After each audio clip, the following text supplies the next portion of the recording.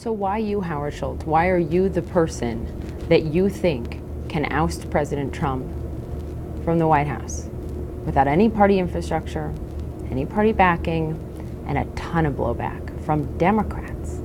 Well, first off, I'd say to get this kind of reaction in the last 48 hours from the elite, from the Washington insiders, from the core of the Democratic Party, anytime you threaten the system and the apparatus, and I would also say that the DNC and the RNC have set up such high levels of restrictions and impediments to almost not allow an independent person to run for president is un-American. It's not just the elite, Howard. I mean, I was at the book event this week when a heckler yelled out, an average Joe in the audience, don't get Donald Trump reelected. Well, I think people are worried, and I understand that potentially this could end up re-electing Donald Trump. I don't believe that. So let me read you some of the blowback. You've read it. Yeah. Okay. Yes. Democratic presidential candidate Julian Castro says you, quote, give the best hope of getting Trump reelected.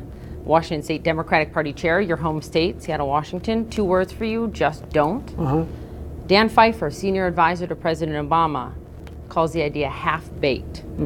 They all believe, with countless other Democrats, that you getting in this race, if you do, will do nothing but help ensure a second term for President Trump.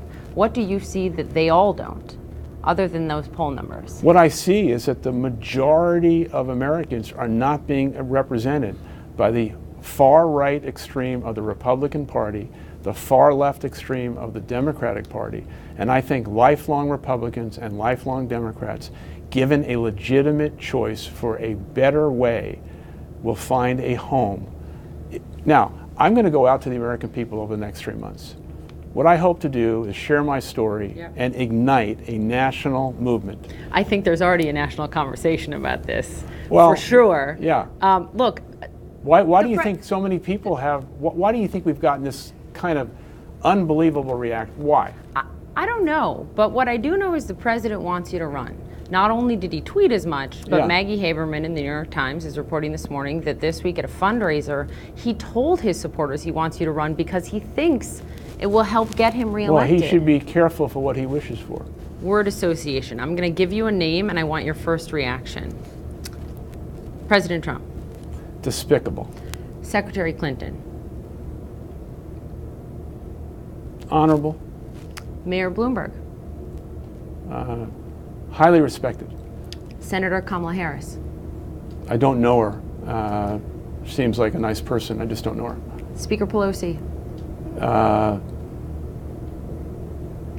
Seasoned politician who means well.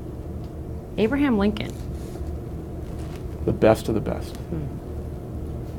What about folks who say we have already given a shot in the White House to a white billionaire businessman from New York?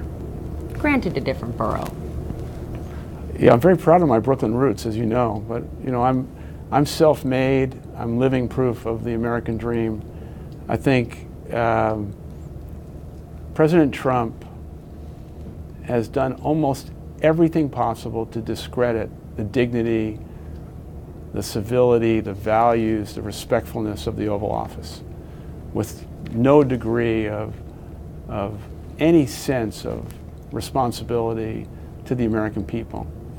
What I would say is look at my life experience, not so much what I've done at Starbucks, but what I've learned along the way. And my deep, deep concern, my empathic concern for the American people, and also my concern for our standing in the world. And I think the word that really comes to mind is authentic, truthful leadership. But you mentioned Mike Bloomberg earlier. I can't speak for Mike Bloomberg, but if Mike Bloomberg would have run as an independent, there's a good chance he'd be president today. He does not think so. He's not going to say that. Well, here's what he said this week. Yeah. It's pretty straightforward and pointed. Yeah. Quote, the data was very clear and very consistent. Given the strong pull of partisanship and realities of the electoral college system, there's no way an independent can win. That's truer today than ever before. Do you see something he doesn't? Yes, I do. What? Yes, I do. He saw all the numbers. He poured a ton of money into this. Yeah, well, This is a very different time than 2015. Very different time. It clearly sounds like you're saying if it is someone on the far left, like a Senator Elizabeth Warren, for example, versus Trump, then you think there is a path for you. But what if Joe Biden runs? Well, we'll have to see. What if someone more centrist runs? Maybe there may be someone? Well, we'll have to see what happens. You know, first of all, we have a long way to go. I don't know if Vice President Biden's going to run. I don't know if Mike Bloomberg's going to run. I don't know if either one of them could get the nomination. In the final analysis, if you run, Howard, and if you run, you take more away from Democrats than Republicans, and we don't know. We don't know what that would be, and I've looked at all the polling back to the exit polls with Ross Perot. We just don't know. This isn't Ross Perot. But if that's the final analysis, yes, that President Trump gets a second term and that you polled more from Democrats, would that keep you up at night? I would never put myself in a position where I would be the person who reelects Donald Trump, but that is not what I believe today.